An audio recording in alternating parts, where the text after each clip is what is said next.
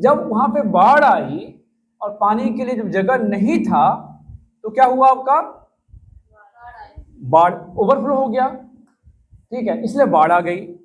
हाँ, तो ये जो नदियां हैं इसका जो मेन जो उद्देश्य है, जो हाँ हमारी हमें जीवन देना, ठीक है। और ये कैसे पॉसिबल हो सकता है, ये पॉसिबल तभी हो सकता है जब भारत का हर एक नागरिक, चाहे छात्र हो, चाहे मेल हो चाहे फीमेल हो, छात्र हो छात्रा हो, ठीक है, या आप जो सड़क पे घूमते हैं, कोई भी हो, वो अपनी जिम्मेदारी समझे और नदियों को सुरक्षित करने के लिए आगे आए। नदियों को सुरक्षित कैसे कर सकते हैं? पहला तो हमारे जो जनपद के कहीं भी जो नाले गिरते हैं, जो नाले गिरते हैं उनको रोका जाए। अगर गिरते हैं, मजबूरी है तो उनको फिल्टर करके उसमें पानी जो है डाला जाए, पहला चीज। दूसरा चीज, नदी का जो होता है उसका एक महत्वपूर्ण पार्ट क्या होता है आपका, इकोसिस्टम। क्योंकि हमने अपने इकोसिस्टम को डिस्टर्ब किया है अपने लाभ के लिए। तो आज भारत का नागरिक होने के बतौर, एक छात्र होने के बतौर, और सबसे बड़ी बात है आप छात्राएं हैं, बोलते हैं कि अगर एक लड़की अगर पढ़ी लिखी होती है तो पूरा घर पढ़ा लिखा हो जाता है। अगर एक लड़की अंधविश्वास में पड़ गई तो पूरा घर जो है बच्चे को गुनाह बना देगा। तो आपकी महत्वपूर्ण जिम्मेदारी है कि कैसे नदियों को सुरक्षित करना है, कैसे नदियों के इकोसिस्टम को सुरक्षित करना है, कैसे आपके वातावरण को सुरक्षित करना है। आप में से बहुत सारे लोग चॉकलेट खाते हैं, कितने लोग खाते हैं चॉकलेट बताओ? सभी लोग खाते, सबको पसंद है, मुझे भी पसंद है। लेकिन उसके रेपर को हम कहां फेंकते हैं? दुकान से चॉकलेट खाया और सड़क पे से फेंक दिया, ठीक है। तो हम सड़क पे क्यों फेंकें? उसके लिए डस्टबिन बना हुआ है ना।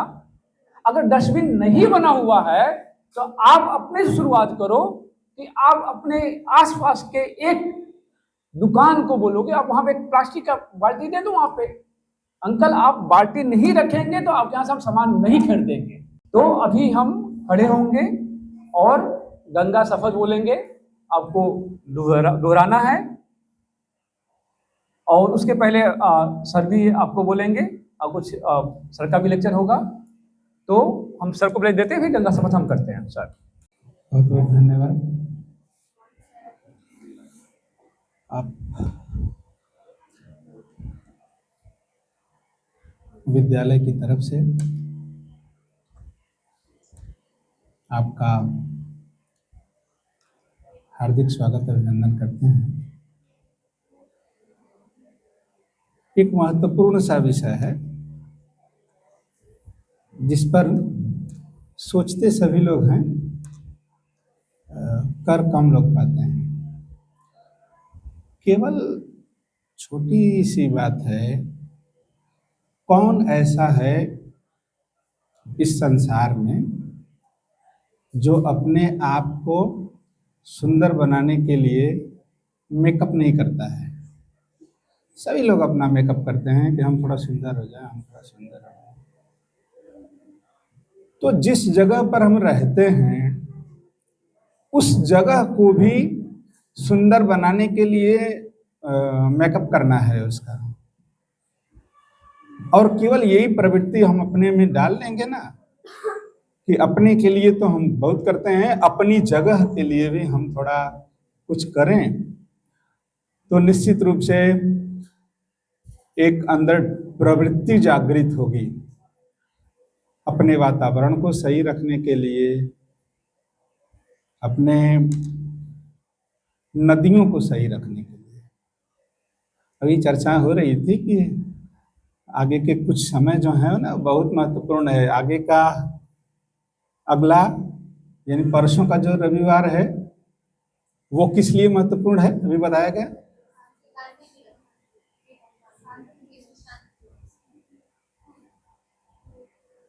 चलो इसको मानते हैं कि यह है शांति के लिए। अच्छा, अगर विश्व में शांति चाहते हैं तो उसके लिए क्या करना चाहिए? हम चाहते हैं ना कि विश्व में शांति हो, तो उसके लिए कौन सा ऐसा काम है जो हम सभी को करना चाहिए?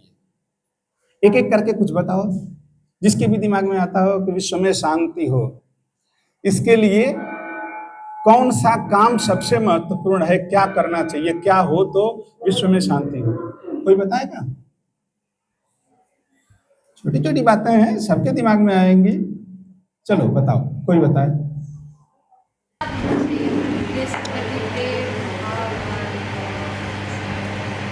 मैं विश्व शांति की बात कर रहा हूँ। मेरा सवाल बोला तो अपने देश में इस तरह की चीजें नहीं। और स्वच्छता चाहिए, सभी का स्वास्थ्य अच्छा हो, ऐसा चाहिए। और हमारी जो वातावरण है वो साफ हो और स्वच्छ हो। एकता एकता में रहेगा, हम लोग एक रहेंगे, लड़ाई झगड़ा अपने आप कम हो जाएगा, शांति अपने आप। चलो, अभी बिटिया ने बहुत बढ़िया बात कहा। उसने कहा ना कि स्वस्थ होना चाहिए, स्वास्थ्य होना चाहिए। अच्छा, स्वस्थ और स्वास्थ्य का मतलब ये नहीं होता है कि व्यक्ति बहुत मजबूत हो और शरीर से बहुत बलिष्ठ हो। उसके लिए जरूरी यह होता है ना, पूर्ण स्वास्थ्य का मतलब यह होता है कि वो मानसिक रूप से भी बहुत अच्छा हो। और मानसिक रूप से अच्छे होने के लिए व्यक्ति को जरूरी होता है, कभी आप लोग महसूस करिएगा, ट्रेन में अगर आप जा रहे हैं, जनरल कोच में जा रहे हैं, और एक सीट पर बैठने के लिए 5 लोगों की जगह होती है। कोई 6वां 7वां व्यक्ति आ गया और वो आपके दिमाग में है कि 5 लोगों के बैठने की जगह होती है, 6वां व्यक्ति कैसे बैठेगा। और मान लो अगर वो किसी कारण से आपके पास में बैठ गया, तो आप अपने पूरे सफर भर मानसिक रूप से परेशान रहेंगे कि ये क्यों बैठ गया, कैसे बैठ गया। केवल आप अपने मन में अगर यह भावना रखेंगे कि चलो जितनी सारी जगह है, वो जितने अधिक से अधिक लोग यहाँ बैठ करके चल सके उतना अच्छा है। मैं जब बैठ करके जाना चाहता हूँ तो एक चलो कोई बात नहीं, थोड़ा और बैठ जाएगा एक व्यक्ति तो क्या हो गया, 2 व्यक्ति और बैठ जाएंगे तो क्या होगा। अगर उनके प्रति भी आपके मन में प्रेम की भावना रहेगी ना, तो आप पूरे सफर अच्छे से बैठ करके जाएंगे और उससे ढेर सारी बातें करेंगे। वो जो अपने सफर में रखा रहेगा खाने के लिए, उसको आप आराम से खाएंगे। सफर में वैसे खाना नहीं चाहिए किसी का दिया हुआ, लेकिन मैं कह रहा हूं कि आप उससे अच्छे से बातें करते हुए अपना सफर गुजार देंगे। मैं केवल उस ट्रेन के सफर की बात नहीं कह रहा हूं, मैं जीवन के सफर की बात कर रहा हूं। केवल आप अपने मन में लोगों के प्रति श्रद्धा और प्रेम की भावना को रखेंगे तो आप अपने जीवन का सफर बहुत आसानी से गुजार सकेंगे, बहुत अच्छे से गुजार सकेंगे। हम लोगों के संस्कृति में, भारत की संस्कृति में पितृ विसर्जन और पितृपक्ष का जो त्योहार होता है वो श्रद्धा का त्योहार होता है। चाहे माताएं हों अथवा कोई भी पुरुष हो, प्रत्येक व्यक्ति इन 15 दिनों में अपने उन सभी पुरखों के प्रति श्रद्धा की भावना को व्यक्त करता है जिनको उसने कभी देखा तक नहीं है। तो जब हम लोग जिसके प्रति कभी जिसको देखे तक नहीं है, उनके प्रति हम श्रद्धा की भावना इस 15 दिनों तक रखें, तो उससे तो यह सीख मिलती है ना कि ना मतलब केवल 15 दिन नहीं, बल्कि अपने जीवन में जितने लोगों को देख रहे हैं उतने लोगों के प्रति श्रद्धा की भावना, सहानुभूति की भावना, प्रेम की भावना को अगर हम रखेंगे तो निश्चित रूप से वो हमारे लिए हमेशा हमेशा कल्याणकारी होगा। ये पितृ विसर्जन के समय में जो श्लोक हैं, जो मंत्र पढ़े जाते हैं, उस मंत्रों में आप देखेंगे तो यजमान को मंत्र पढ़ने के लिए कहा जाता है कि आप खुद मंत्र पढ़िए, अथवा जो कोई पुरोहित होता है वो मंत्र पढ़ करके उनको सुनाता है और पुरोहित लोगों को भी चाहिए कि उसके अर्थ बताएं। इतने आशीर्वाद जो हमारे पूर्वज हैं वो अदृश्य रूप से हैं, वो इतने आशीर्वाद देते हैं। उन आशीर्वादों में पहला उनका आशीर्वाद होता है कि परिवार सुखी रहे, परिवार स्वस्थ रहे। पहला आशीर्वाद स्वस्थ का देते हैं। उसके बाद धनवान होने का आशीर्वाद देते हैं। फिर इस बात को कहते हैं ना कि आप उतने धनी बने जितने आप दूसरों को देखना चाहते हैं धनी। हम लोग उस नदी के लिए तो जरूर कुछ मन में रख लें कि हमसे जितना कुछ हो पाएगा, कभी भी अवसर मिलेगा नदी के किनारे जाने के लिए अथवा नदी में कचरा रोकने के लिए, वह जीवन पर्यंत हम लोग करेंगे। अब आदरणीय सर से मैं निवेदन करता हूं कि बच्चों को वो स्वच्छता के लिए जो शपथ है वो दिलाने की बात है। और गाना बहुत प्यारा सा कि है ना, हे गंगा मैया तो के चुनरी चढ़ी बा। ठीक है, बहुत सारा ऐसा गाना मिलेगा।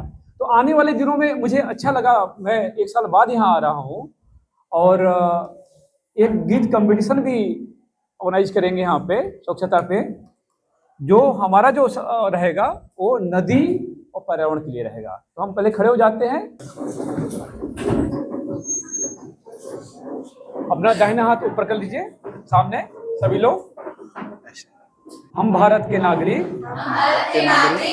आज शपथ लेते हैं कि हम नदियों में, नदियों के किनारे और आसपास के गांवों में कूड़ा कचरा नहीं फेंकेंगे।